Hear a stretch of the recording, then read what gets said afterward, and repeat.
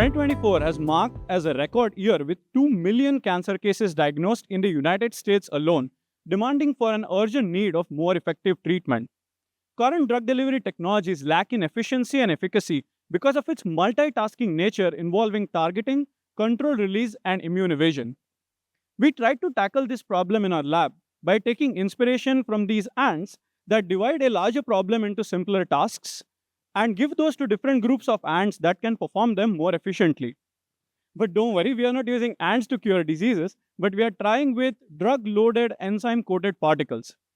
Enzymes are basic building blocks of living matter, and they tend to interact with specific molecules in our body and show a very unique behavior.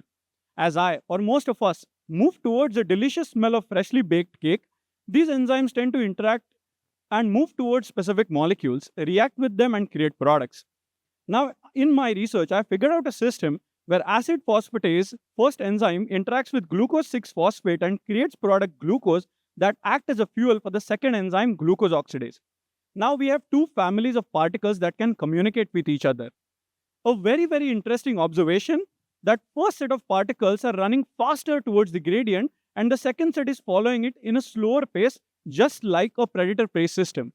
So now we can utilize these first set of particles to move to a disease site like a tumor, attach themselves to it, and signal the second set of particles that can diffuse there and unload the drug around that area.